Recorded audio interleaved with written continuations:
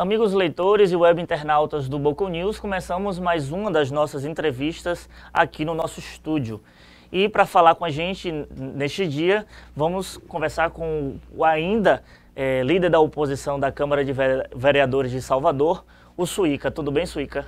Tudo bom, Vitor. É um prazer estar aqui com você e mandar uma saudação aí aos internautas. Primeiro, Suíca, já saber contigo, você ainda continua como líder da oposição. Sua futura substituta é a vereadora Aladilce. Por que ainda não houve essa substituição? Qual é o X da questão?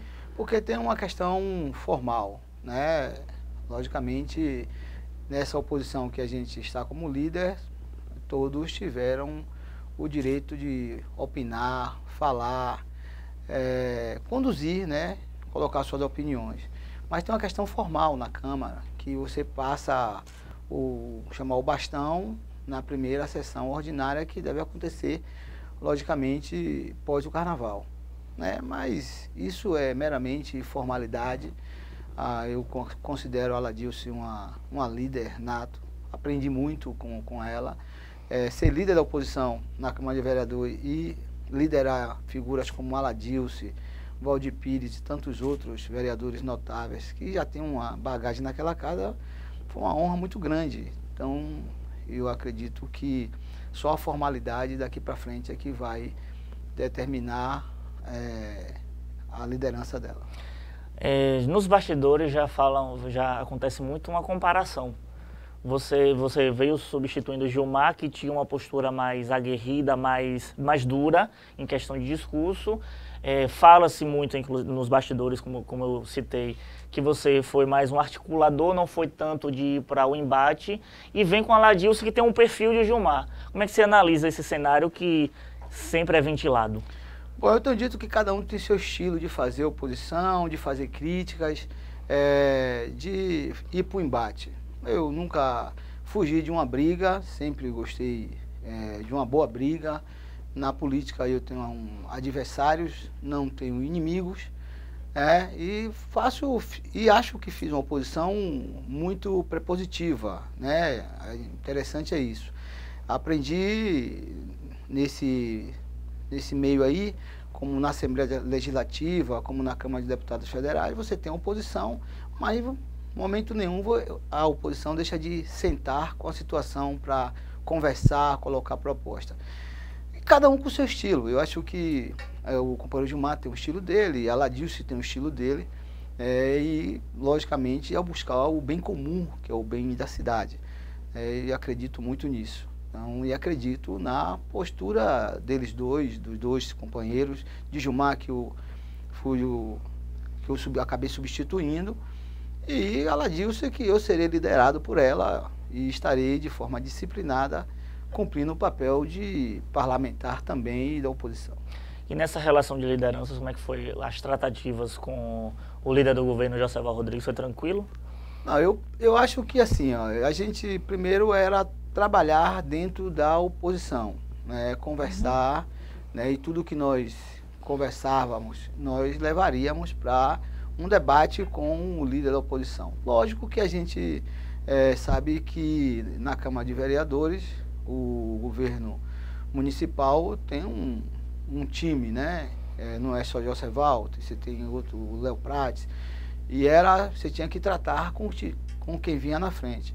Agora, dentro do respeito do que o parlamento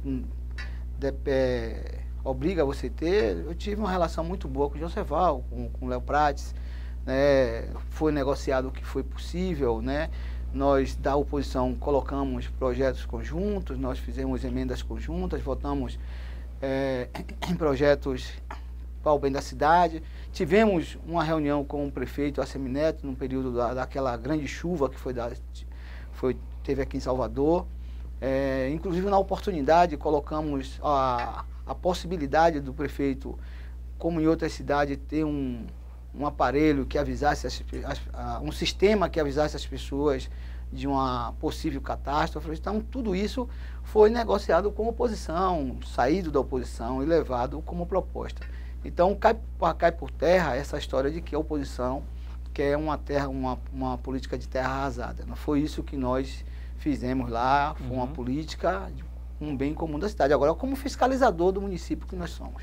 Foi durante também a sua liderança de oposição que a bancada acabou recebendo o aporte dos vereadores do PTN. Isso deu uma vitaminada na bancada, mas também nesse meio tempo houve uma queda. 2 vereadores do PTN que saíram, teve aí também a saída de Carvalhal. Houve uma queda da bancada, mesmo com esse aporte do PTN? Na verdade, quando o PTN veio, ele não veio com todos os vereadores, né? Uhum. Pensava que viria com todos os vereadores.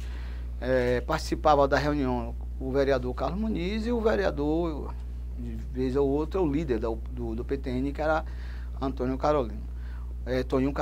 Mas o PTN não veio como um bloco. Tanto que isso é real e acabou ficando na oposição só 2. Os outros foram embora. Tiago Corrêa caminhou com o prefeito, o outro vereador, 2 vereadores voltaram para a base de Neto e já saíram do PTN, já foram para outro partido. E Atanásio Júlio, que já foi do PT, nunca veio para a reunião da oposição. Na verdade, a gente ganhou um sinal de reforço, mas a bancada do governo acabou tendo aí a maioria na Câmara sempre. Então já era esperada essa questão do PTN? Para mim já, porque tem vereadores, aqui eu preciso dizer, que conseguem caminhar com as suas próprias pernas, conseguem caminhar fazendo uma política de debates, embates. Outros não, outros preferem ou precisam estar com o guarda-chuva do governo, ele pode ser municipal ou estadual. E no parlamento você precisa ter gente que possa fazer o embate e o debate político real. Certo. Queria saber também contigo o seguinte, os leitores do Boca News devem ter acompanhado ao longo de 2015, também sob sua liderança da oposição, que havia uma insatisfação de membros da oposição, do PT, do PCdoB, do PSB, quanto à relação com o governo do Estado.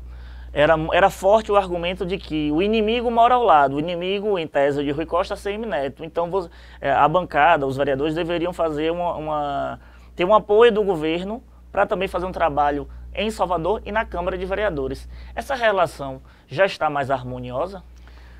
Nunca teve nenhum atrito, né? Mas o que é que se pensava? Você tem um governo do Estado em que a bancada de vereadores do PT, do PCdoB, uma bancada aliada do governo do Estado, na época Jacques Wagner, fez um esforço grande, muito grande em Salvador, tanto que a eleição de Rui Costa foi, aqui em Salvador, foi em torno de 10 mil votos, mais ou menos. Fez um esforço muito grande para eleger o governador Rui Costa e imaginávamos que nós deveríamos ser chamados pelo governo para uma conversa para fazer a política da cidade de Salvador. Mas isso não aconteceu. Eu fui um dos primeiros a fazer a crítica abertamente, era o desejo, de todos os vereadores. Tinha uns até que dizia que já estava conformado com isso, mas eu não me conformo com essa relação ainda. Eu acho que nós precisávamos e precisamos ainda, já que tem uma política para a cidade, o governo do Estado tem uma política para a cidade, debater com a Câmara de Vereadores, debater com os vereadores. Eu vou dar aqui um exemplo clássico, O governador Rui Costa, antes de ser governador, ele foi secretário de governo de Wagner e reuniu com os 43 vereadores na Câmara, para debater sobre mobilidade urbana. Ele era secretário. A partir dessa discussão da mobilidade, da ida dele lá, foi possível a gente fazer uma audiência pública, a qual a Comissão de Planejamento Urbano, eu era o presidente, para a transferência do metrô. Não foi bom, não foi positivo para a cidade, não foi positivo para o Estado e para o governo. Então a gente esperava o mesmo tratamento, já ele governador, para que nós pudéssemos traçar um rumo político para a cidade de Salvador. Nós não somos inimigos do governador Rui Costa, nem político, nem pessoal. Eu admiro a luta dele, até porque eu venho do mesmo segmento que ele, que é do movimento sindical. Mas a gente tem acompanhado no que é possível, nas atividades que o governador está fazendo, a gente sabe que o governador está pontuando muito bem, tem uma política voltada para a cidade, para a família, e é isso que nos une, O projeto para tirar as pessoas de situação de risco, em uma situação de insegurança que vive o nosso Estado. E eu aprendi no PT, Vitor, falar, né? Eu aprendi no PT, na CUT, no movimento sindical, falar. Então, falei mas não cansei, mas continuo falando. E vou continuar falando, mas falando para ajudar, fazendo a crítica e apontando, né, uma saída para qualquer crise que tiver aí sendo posta. Você deixou claro que Rui tem essa política para Salvador, mas então essa relação ainda com a bancada, com a oposição, ainda não é próxima. Esse entrave seria o próprio Rui ou o secretário de Relações Institucionais, Josias Gomes? Eu acho que assim, o que nós pensamos, nós temos uma bancada de vereadores, em torno de 11, 12 vereadores. Né, ter uma política para a cidade, eu acho que nós não precisamos ter o louros, mas sentar para tratar. Porque assim, quem mais conhece, vou dar aqui um outro exemplo clássico, quem mais conhece o bairro de Pernambués? Quem mais conhece Nova Constituinte? Quem mais conhece Nordeste de Amaralina, Santa Cruz? Quem mais conhece o subúrbio? São os vereadores que caminham. Não? Eu acho que seria viável ou seria prudente, né, que quem trata da política do governador sentar com esses vereadores não só para falar sobre a agenda do governador, mas tratar do que é que a gente pensa para a cidade. É isso que eu penso, entendeu? Aí eu não sei que é um entrave. O governador não cuida da agenda dele, o governador não cuida do dia a dia dele, ele cuida do dia a dia da família, da mulher, dos filhos dele. Mas da política deve ter um núcleo, e esse núcleo é que é o responsável por esse distanciamento. Porque assim, tem vereadores que acham que tem tempo de estar batendo na porta de secretaria ou na serinha. Eu não tenho esse tempo, eu tenho tempo de trabalhar e levar o projeto do Partido dos Trabalhadores para frente. Estamos conversando aqui em nossos estúdios com o ainda líder da oposição da Câmara de Vereadores de Salvador, o vereador Suíca, do Partido dos Trabalhadores. Suíca, a gente ainda está falando sobre Salvador, a gente sabe que o PT está nesse dilema. Surgiram 3 nomes, o seu colega Gilmar Santiago, o Juca Ferreira e o Valmir Assunção. Mas tem também uma ideia de pulverização de candidaturas da oposição. Não vai ser centrado numa persona só, vão ser vários candidatos. Para o PT, como é que fica essa situação com esses 3 nomes e essa pulverização atrapalha ou ajuda nesses planos de tentar derrotar a ACM Neto? Primeiro é dizer que o PT precisa fazer uma boa chapa para disputar a vereança da cidade de Salvador. Né? Perdemos várias figuras, vários líderes, né? Posso citar aqui Carvalhal, citar aqui J. Carlos e outras figuras que não se elegeram, mas que tiveram umas boas votações. Né? Só você olhar o mapa aí, você vê em Pau da Lima quem você perdeu muita gente. Eu acho que a gente precisa montar uma chapa para garantir a não redução da Câmara de Vereadores. Uma outra coisa é dizer que o PT precisa ter uma candidatura própria, respeitando todas as outras candidaturas de outros partidos. Né? Companheiros históricos que tiveram sempre ao lado do Partido dos Trabalhadores, marchando para a transformação da sociedade, mas o PT é que nós queremos que tenha candidato. Aí você coloca 2, 3 nomes, Gilmar, Juca e Valmir. Eu acho que o diretório municipal estadual é que tem que escolher. Né? O PT tinha historicamente escolhia uma prévia, né, do partido, era a militância que ia para a rua, tinha uma votação. Hoje não. Hoje o partido vai mais pelo consenso. E espero que nas próximas reuniões que o partido vai ter com o diretório estadual e municipal, defina um nome que possa fazer frente, fazer uma disputa leal, uma disputa em que os projetos da cidade estejam postos, uma disputa que vai aguçar o desejo da juventude estar na política, né? Mas respeitando essa questão. Agora, a pulverização, ela já foi dada em outra época, quando Jacques Wagner foi governador, que ele tinha 4 candidatos a vereador, subiu em 4 palanques. Eu acho que alguns acham que valeu a pena para você fazer a disputa. Só que o adversário agora é outro. O adversário não é um que deixou a cidade aí de forma toda desastrosa, né? Mas é um outro adversário. Então, um outro adversário em que o próprio governador Rui Costa vai ter um trabalho, né, com todas as candidaturas que aí estão, se é para derrotar ou é para fazer um debate mais aprofundado de questões para a cidade. Mas eu sou aqui um defensor de que o PT deve ter uma candidatura. E desses 3 nomes colocados, essas cartas à mesa, quem você apoia? Eu apoio o Valmir Assunção, né, um companheiro da nossa corrente, um companheiro do Movimento Sem Terra, companheiro que, para além do Movimento Sem Terra, é um companheiro que está nos movimentos sindicais, movimentos sociais, e tem uma larga experiência do ponto de vista legislativo. Eu estou no 2º mandato de deputado federal, e eu não tenho, acho que os outros 2 companheiros, Juca e Gilmar, têm condições de fazer a disputa. Mas você está me perguntando em quem eu aposto. Eu aposto em Valmir. Se não for Valmir, mas for qualquer um outro do Partido dos Trabalhadores, nós caminharemos juntos. Os matemáticos lá da Câmara, dos bastidores, já começam a fazer seus cálculos, crescimento de bancada, queda de bancada.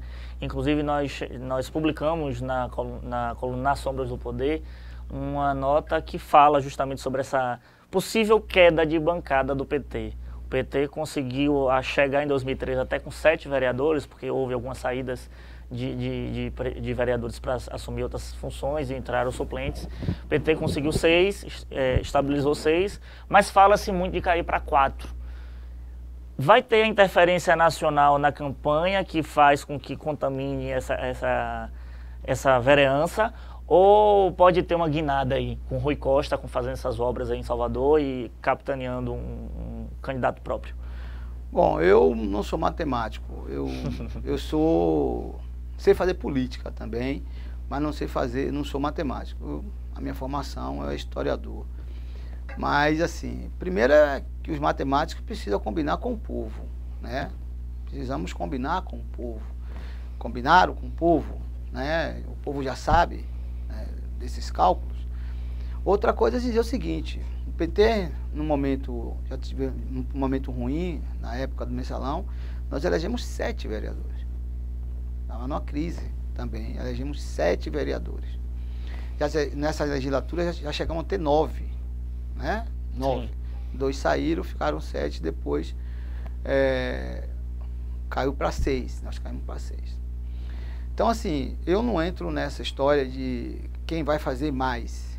Eu acho que quem tá no governo tem uma possibilidade também de eleger uma quantidade de vereadores superior à oposição. Mas o PT tem um histórico da sua militância, né, de ir para as ruas, de movimento sindical, né, dos movimentos sociais. Então, se você me perguntar se o PT vai diminuir a bancada, eu não sei. Aí vai depender do que arrumar na sua coligação, ou ter um bom nome. E outra coisa, a política ela tem que ser, de 2016, as eleições ela tem que ser municipalizada. Ela vai ser municipalizada.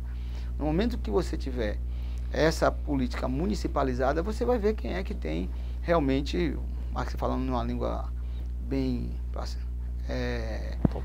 popular, farinha no saco, né? Uhum. Vamos trabalhar para manter o número de vereadores e aumentar. É isso que é possível. O PT não elegeu na eleição de 2012 nenhum vereador com 4 mil votos. Até o suplente que assumiu o lugar foi acima de 5 mil votos.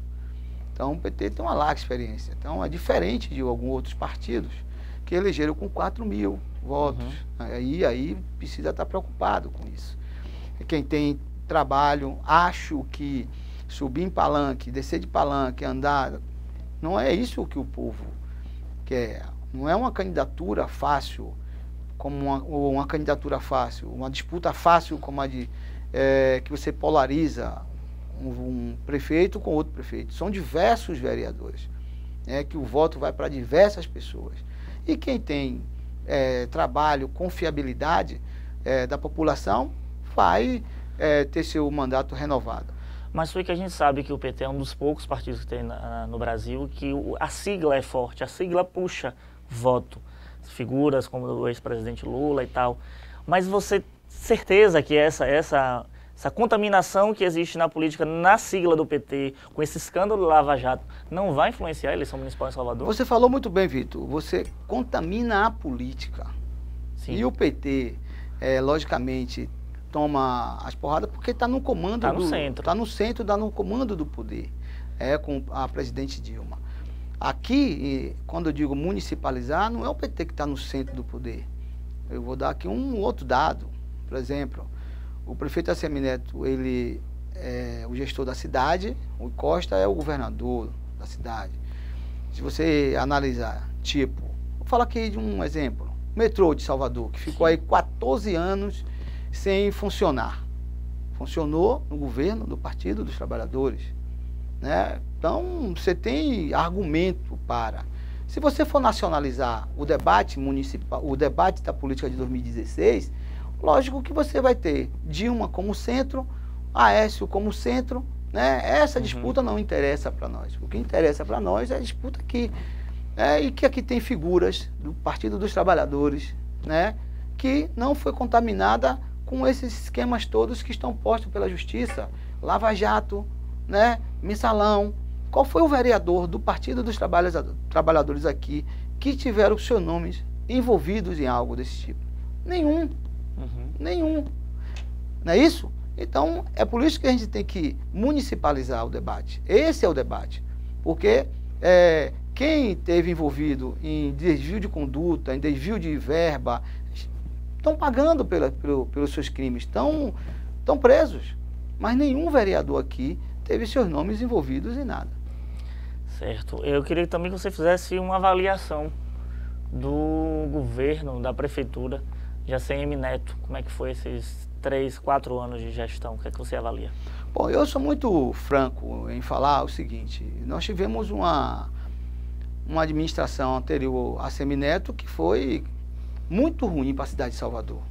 E assim, eu que sou um dos líderes do movimento sindical, do Sindilimp, tivemos durante 8 anos que fazer greve todos os meses para poder receber salário em Salvador. Era muito ruim a administração, né? Péssima, buraco, uma série de coisas. Lógico que ao chegada de ACM houve uma outra proposta de política, de gestão, né? Que a cidade começou a ter um outro movimento melhor do que o anterior. A diferença, não dá para ser demagogo, não dá para mentir de que a cidade não teve outra cara. Teve participação do povo, teve participação popular, não teve. Aí é um debate que a gente vai ter que fazer.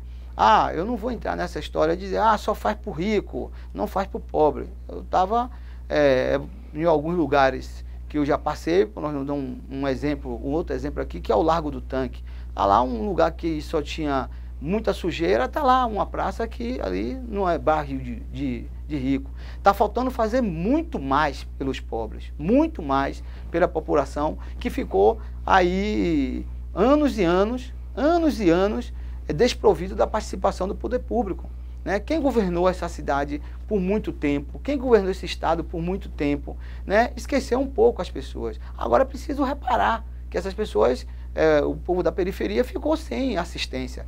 E aí vai ter que fazer um trabalho muito grande, fazer inversão de prioridades para essa população, para que a gente não tenha mais vítimas quando tiver chuva, para que a gente possa dar mais iluminação às pessoas para ajudar na segurança pública, para que a gente possa ter mais escolas, e assim, escola de qualidade para essas pessoas. Então precisa se fazer mais, então é preciso inverter mais as prioridades para esses bairros que ficaram anos e anos sem ter nada. Agora sim, não vou ser demagogo e dizer que há uma avaliação negativa na gestão de ACM Neto. Lógico que é uma gestão positiva referente a outra gestão que ele sucedeu.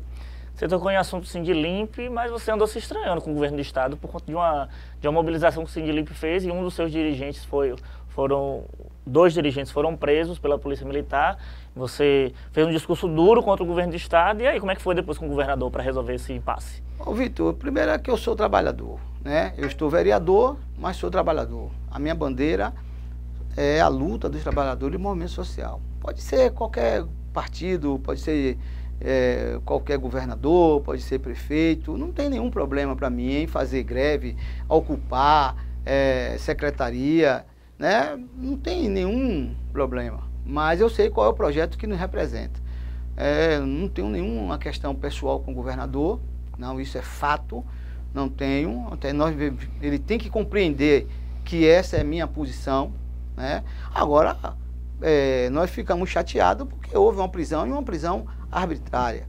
Não sei se foi o governador que mandou, mas essa ordem de prender veio de algum lugar, né? Se veio de alguma secretaria, mas veio de algum lugar. Felizmente, nós conseguimos contornar as prisões de Ana Angélica e de Edson, evitando que eles fossem para a casa de detenção, e mostramos que nós estávamos certos. Não é possível você ter trabalhadores e trabalhadoras sem receber há 3, 4 meses, né, sem ter seus direitos garantidos, coisa que nós lutamos anos e mais anos para conquistar. Então, assim, acredito no projeto do Partido dos Trabalhadores, acredito na postura do governador do estado, Rui Costa, né? Mas se toda vez se houver necessidade de fazer paralisação, ocupar, serei o primeiro a estar na frente dessa luta dos trabalhadores, não só do Sindilimp, mas de qualquer outra classe trabalhadora que queira a nossa contribuição. Você foi autor do projeto de lei que foi aprovado na Câmara de Vereadores da lei anticalote. Eu queria que você explicasse para os nossos internautas como é que funciona essa legislação e o que é que implica isso para a administração pública. Primeiro é dizer que nós fomos também coautor e ajudamos, coautor não, ajudamos na aprovação da lei anticalote no governo do estado, né, que foi apresentada pela brilhante deputada Maria del Carmen. Os sindicatos haviam uma necessidade do governo do estado ter uma lei que protegesse esses trabalhadores terceirizados. Os trabalhadores representados pelo Sindilimp, Vigilante, Sintercoba, Sindado. Uma lei que os trabalhadores não tomassem tanto calote, né? Porque desde o esquema do Lajaleco Branco que os trabalhadores vêm tomando calote. E essa lei no governo do estado, ela vem de forma a passo de tartaruga para ela poder caminhar, né? E essa lei no governo do estado, ela só protege no final do contrato, ela não protege os trabalhadores no seu salário do mês a mês. No município, a gente já colocou uma cláusula, um artigo de quem protege também os trabalhadores no recebimento dos seus salários, né? Penalizando as empresas que não pagar os salários em dia. Eu falei aqui a você que durante 8 anos do governo que antecedeu o de Assemineto, nós ficamos 8 anos fazendo greve todos os dias para receber salário. No governo municipal, com a nossa presença na Câmara de Vereadores, com o nosso poder de articulação e de se movimentar, e de um negociador que nós somos, né, nós não tivemos esse problema. Mas mesmo assim, nós apresentamos esse projeto que amanhã a Assemineto possa sair, aí venha um outro prefeito, o erário público será protegido e os trabalhadores também serão protegidos, porque aí, quando a empresa some, quem acaba pagando é a prefeitura, porque contrata mal, ou o Estado contrata mal, paga 2 vezes. Então aí a gente já está protegendo. O que é esse projeto? O governo vai reter um determinado valor da fatura das empresas e botar em uma conta vinculada, né? E que essa conta só será utilizada com autorização do gestor público, que eu digo o prefeito ou o governador, e passará para os trabalhadores. Então, os trabalhadores não tomarão calotes e nem a prefeitura pagará 2 vezes. E as expectativas de Suíca para 2016, nesse ano legislativo, a gente tem um PDDU aí na porta, né? O PDDU, nós já demos nossa contribuição, vamos dar mais contribuições no debate público. A Câmara de Vereadores vai fazer algumas audiências públicas. Nós colocamos a ideia de fazer algumas audiências nos bairros para ouvir a população, para a população saber o que é PDDU e se apropriar disso, dessa ferramenta importante que vai tratar do desenvolvimento da sua cidade. Que o PDDU não é só edificação. O PDDU ele trata da saúde, da educação, dos espaços comuns, espaços de lazer. Então, o PDDU é tudo isso. E se vê muito falar em PDDU e a população mais carente não sabe o que é isso. Então, assim, é um debate que essa semana já começou no Ministério Público, audiência pública aí. O ano passado já teve até ação judicial, né, pedindo uma cautelar contra alguns vereadores, mas eu acho que o PDDU é um tema importante para a cidade. 2016 para nós é um 2000 de mais um desafio, né, nessa crise toda que está política, nós tentarmos a reeleição para vereador. Eu acho que a reforma política não foi uma reforma que agradou a todo mundo, mas é uma reforma que vai permitir que você tenha contato com as pessoas, contato com o povo, caminhar, mostrar o seu trabalho, né, para que quem votou em você acreditar. Eu já fui testado em 2014, né? Tivemos 32 mil votos, e em Salvador eu tive quase 22 mil votos. Significa que o nosso mandato em 2 anos foi um mandato que significou algo para a cidade. Então, é nesse intuito que nós queremos começar 2016, a chegar até outubro, trabalhando para que as pessoas possam se orgulhar do nosso mandato de vereador. Se teve 22 mil votos para deputado estadual aqui em Salvador, é muito provável o nome forte para a reeleição? Não, isso não reflete, né? Porque tem muita gente dizendo que o vereador Carlos Suíca será o mais votado. Eu quero dizer aqui aos internautas que não caia nessa armadilha, não existe eleição ganha de véspera. Alguns inimigos colocam essa situação até para dizer, já elegeu, ou já está eleito, vamos votar em outro. Isso não é verdade, não é assim.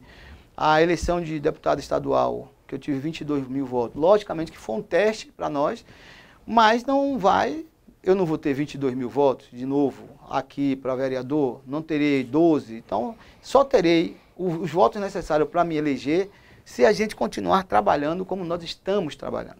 E trabalhando diurnamente, a gente acorda cedo, vai fazer o que tem que fazer, chega em casa à tarde, acorda cedo no outro dia, vai dar atenção às pessoas, dar satisfação, prestar conta, que é isso que um parlamentar tem que fazer. E para encerrar, a liderança vai fazer falta? Olha, Vitor, a liderança para mim foi uma experiência muito boa. Eu já disse aqui que ser líder de uma figura como Valdir Pires e como outros vereadores que fizeram a composição dessa bancada de oposição, para mim foi um desafio que eu acabei tirando de letra, né? Foi muito bacana. Eu não sabia que eu teria essa capacidade grande, né? Mas é porque eu também sou muito responsável. Eu sou disciplinado, eu gosto de... Quando me dá uma tarefa, eu tenho que cumprir. Não vai me fazer falta porque eu continuarei fazendo o meu papel de parlamentar, como sempre, fazendo meus artigos, colocando minhas opiniões, aparecendo como gosto de aparecer na mídia, dando resposta, dando recado, participando de tudo. E ajudando a nova líder, se ela precisar, eu estaria à disposição. Não vai me fazer falta porque talvez eu tenha mais tempo até para correr atrás, cuidar mais do nosso mandato, porque nós separamos mandato e líder da oposição. Agora a gente vai focar só na questão do nosso mandato e na reeleição para vereador. Pois bem, muitos assuntos interessantes. Salvador no tabuleiro, 2016 ano quente. Conversamos com o líder da oposição da Câmara de Salvador, que deixa o posto agora em fevereiro, o vereador do PT, Luiz Carlos Suíca. Ficamos aqui com a nossa entrevista e voltamos com outro vereador, com outra liderança, aqui nos nossos estúdios do Boca News. Até lá.